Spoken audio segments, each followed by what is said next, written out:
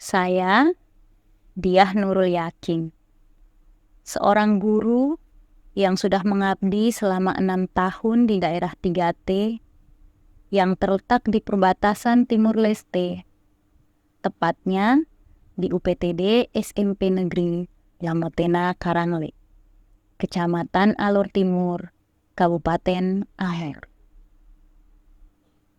Sebuah daerah dengan akses sulit, dengan segala keterbatasannya. Sekolah tempat saya mengabdi ini berjarak lebih dari 100 km dengan waktu tempuh 4 jam dari kota Kalabahit. Dengan akses jalan yang cukup sulit. Karena sebagian jalannya masih berupa gusuran dengan kondisi cukup parah, terutama pada musim hujan. Bisa saja akses ke sekolah terputus karena adanya banjir. Duh, jalan putus. Oh my god. Pasrah sudah nih, tidak bisa lewat. Kehidupan di Karangle sangatlah sederhana karena kondisi keterbatasan akses jalan dari kota kecamatan, sehingga kios ataupun toko tidak tersedia. Jadi, saya harus mempersiapkan perbekalan yang cukup dari kota selama saya menjalankan tugas di sekolah.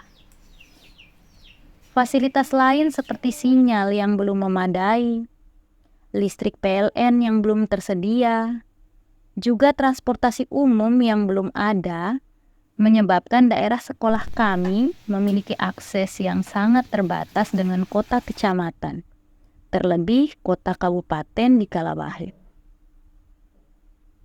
Hari-hari saya jalani di Karangle dengan sederhana. Tinggal di mes yang sederhana, makan pun yang seadanya, sesuai dengan perbekalan yang saya bawa dari kota Kalabahit. Namun, saya harus tetap semangat demi mendidik anak-anak negeri di perbatasan ini, seperti cita-cita saya dahulu, menjadi seorang guru seperti Pak Guru Matias dalam kisah Denias. Saat saya pertama kali tiba di Karangle tahun 2018 lalu, pesisir pantai masih ditumbuhi pohon lontar dan pohon kelapa, sebanyak 3 deret menuju ke arah pantai. Namun, sekarang tersisa 1 deret saja, dengan jarak pantai kurang lebih 30 meter dari gedung sekolah. Hal ini menunjukkan bahwa abrasi pantai yang terus terjadi di lingkungan sekolah kami merusak lingkungan pantai. Sayangnya, hal ini tidaklah menjadi sebuah kekhawatiran bagi masyarakat di sekitar, termaksud generasi muda. Sehingga kami sebagai pendidik merasa penting untuk memberikan pemahaman kepada murid tentang bahaya peristiwa alam abrasi ini, agar murid dapat lebih peduli pada masalah lingkungan mereka, dengan menemukan solusi jangka panjang yang dapat mereka lakukan sebagai bentuk cinta mereka terhadap lingkungannya. Tahap orientasi awal diawali dengan kegiatan sosialisasi dan pengenalan program P5 kepada peserta didik, sekaligus membentuk kelompok kerja yang terdiri dari 3 kelompok kerja dari seluruh peserta didik yang terlibat. Selanjutnya, memasuki tahap literasi. Literasi ini terkait tentang abrasi pantai yang terjadi, penyebabnya, dampak, dan alternatif solusi yang bisa diambil. Pada tahap selanjutnya, peserta didik diajak untuk melakukan wawancara kepada tokoh masyarakat setempat yang memahami tentang peristiwa abrasi ini, juga kepada pihak desa, yakni kepala dusun setempat. Apa yang dirasakan masyarakat yang disebabkan oleh abrasi? Dampak yang kita lihat adalah alam kita menjadi rusak. Lalu peserta didik diajak untuk melakukan observasi terkait abrasi yang terjadi di lingkungan sekitar mereka. Selanjutnya peserta didik diajak untuk merangkum hasil dari wawancara dan observasi yang telah mereka lakukan dalam sebuah slide PowerPoint dan dipresentasikan, lalu menarik kesimpulan. Terjadinya abrasi ini bisa dan dampak kerusakan pada pesisir pantai sehingga ekosistem dan lingkungan pesisir pantai menjadi rusak. Oleh sebab itu, kami memberikan solusi berbentuk tanaman bakau untuk mengatasi kerusakan tersebut.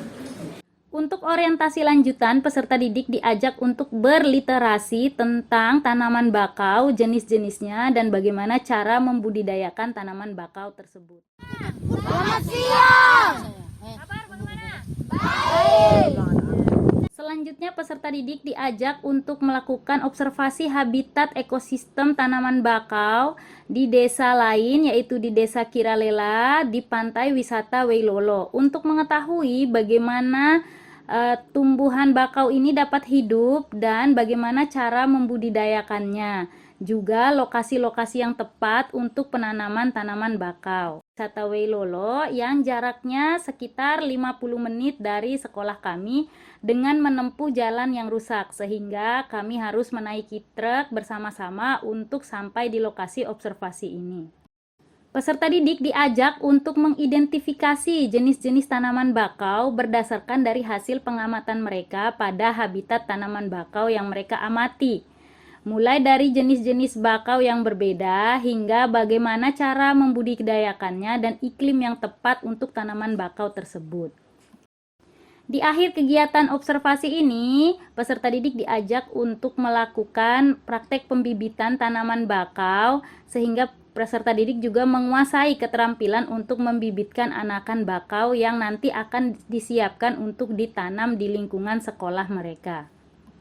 Kemudian peserta didik bersama-sama melakukan distribusi bibit bakau ini dari Pantai Weilolo menuju ke lingkungan sekolah untuk dirawat dan akan dipersiapkan untuk dilakukan penanaman di bibir pantai sekitar sekolah. Setelah melaksanakan distribusi benih, maka benih-benih ini juga akan dirawat beberapa minggu di sekolah kami untuk siap dilakukan penanaman di pinggiran pantai di sekitar sekolah kami. Pada tahap pelaksanaan, peserta didik diajak untuk mempersiapkan lahan untuk penanaman bibit bakau ini. Kami menyiapkan 3 jenis lahan, yaitu ada di daerah pinggiran pantai, kemudian ada di daerah bibir pantai, dan ada di daerah bagian dalam pantai. Hal ini dilakukan untuk melihat ketahanan dari tanaman bakau ini jika ditanam pada 3 jenis lokasi tersebut, sehingga dapat menjadi referensi kami untuk melakukan penanaman dalam jumlah yang lebih besar.